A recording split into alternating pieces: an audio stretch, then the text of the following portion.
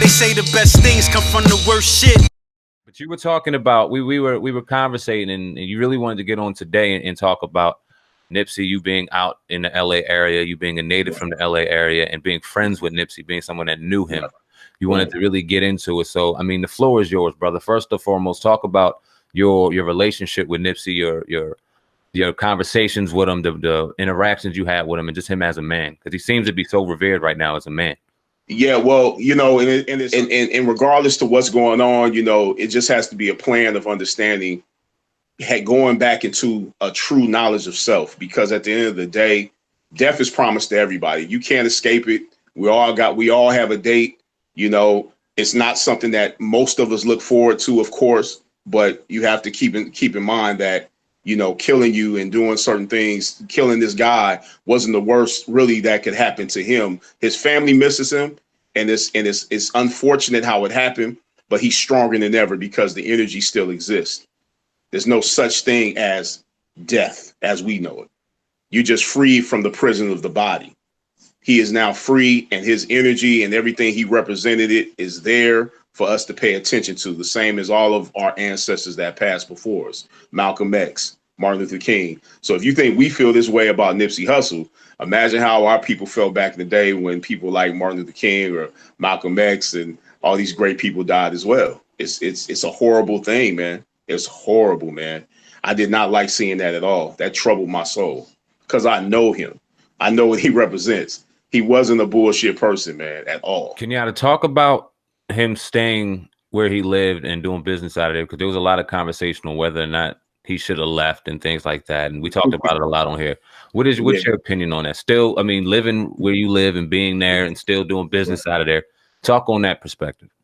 I definitely, you know, initially when he was, you know, first, when they were running the businesses and doing their thing, I thought it was okay. But as far as him, as he started to grow in business and fame, I always had a feeling like, you know, maybe it should be like he should really tread lightly of going over there as much, because I know the element of jealousy is heavy in all communities, especially impoverished communities, you know. And so whenever you got a guy that is famous and he's doing this thing and somebody comes up to him and asks him to help me get my demo, help me listen to my demo and get me on and help me, and you might deny these people help, you know, I know that can turn into a problem any day, as we all know, you know, because the hood is full of people in the dark. And so when you're around so many people that are truly in the dark, you know, you have to be careful, you know, in a lot of different ways, because these people being jealous of you, they want to hurt you because they're in pain.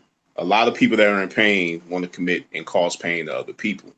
And so I always felt like there should have been a little more protection of him when he was at the store, because there were times I saw him at the store and he really didn't have anybody with him. Like the day I saw him with Lauren London at Simply Wholesome, he was just in the hood chilling, you know. But it's hard to tell somebody that when you grow up in the area, man. Like I'm sure with you guys, you know, you guys grew up in a certain area and you probably still go to a certain liquor store that people got killed in or killed in front of. And it's just normal to you to be in that area. And it was just a normal thing for him to be in that area. But at the same time, I was a little disappointed that it happened the way it did, and he didn't have any of his crew around him to stop the guy, you know. And it was just, and from what I found out is that none of them knew that he was going to be up there that day. He just made a little quick run to his store, like a lot of us would do if we had a business, and he was on his way back home. He wasn't like, you know, it was just like, I'm gonna go up here and look out for my homeboy that just got out of jail. That's what he was doing. And he didn't make it back. You know, he didn't survive. So, you know, it's just unfortunate, man. But, you know, it's a hard thing. It's a hard pill to swallow, because yes, you definitely want to continue to do business in the hood, but you just got to be careful, man. Like I had a shop, like I said, for over 18 years on Crenshaw. I had a few situations over there, you know, nothing as major as what happened to Nipsey, but you know, it's a certain element when you're in the hood, man. We all can agree to that. It's a certain element. I don't know if the people listening right now heard our various interviews, but in one particular interview, you talked about how you fell victim of a random act of violence and you fell victim and being shot and was fighting for your life in the middle of the street and gave us a detailed story. And you see an incident like this with Nipsey, and you heard the testimony from his brother talking how he got shot once and then dude ran off and then came back and shot twice, ran off and then came back. In your honest estimation, was this a random act of violence to you or something more? And just give a little more context to what, in your estimation, you think it was involved. Or was it the fact that he was jealous and enraged? Do you feel like it was something deeper and he was maybe just what you thinking? I definitely feel like there was more to this. You know, when I saw Vector, I knew he was doing something next level. When I heard about the Dr. Sebi's documentary being developed, I was like, wow, this guy's going deep. All the businesses within the hood, he had just bought a fish restaurant next door to the Marathon store. It was like it was a fish restaurant back in the day called Slauson Fish, but now it's called Babalu's. He was opening that up. He had the barbershop. You know, he was loading up on different businesses around the community. And then he was supposed to meet with the LAPD Monday at the day after he got shot, which let me know even more. Definitely it was a deeper situation because this guy was trying to make a difference.